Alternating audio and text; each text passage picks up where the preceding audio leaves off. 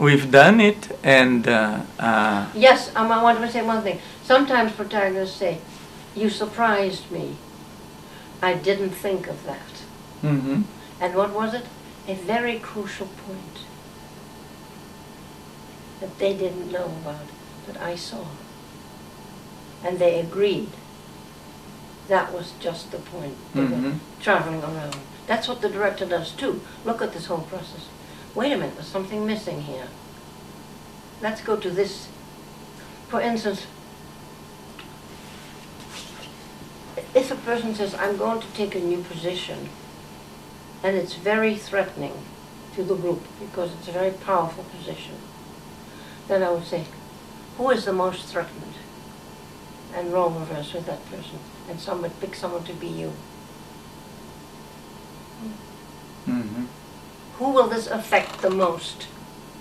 That's particularly true with suicidal cases. Okay, we don't reenact the suicide. I accept you feel miserable. Life isn't worth anything. But if you should die by your own hand, who would this affect the most? And it always gets a closure. Because I take the role of the person who would be most affected. Child, a husband, a parent, or whatever. mhm. You do it sociometrically. You investigate further. Yeah.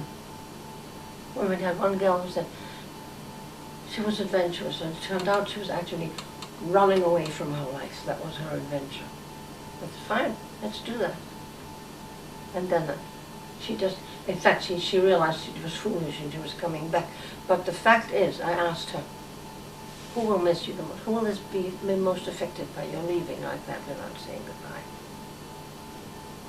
Came the end of the session. She never thought of that. She only thought of her desire for freedom. Fine. But what are the consequences? Mhm.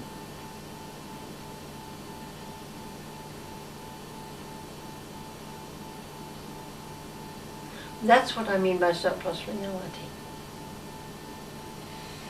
There's a reality here that you're not touching on, but we see it.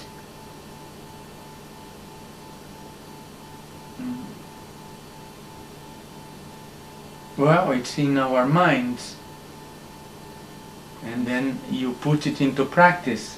Oh, it's not in their minds, but they need to have it in their mind. Mhm. Or they just realize that it was there, they were not aware.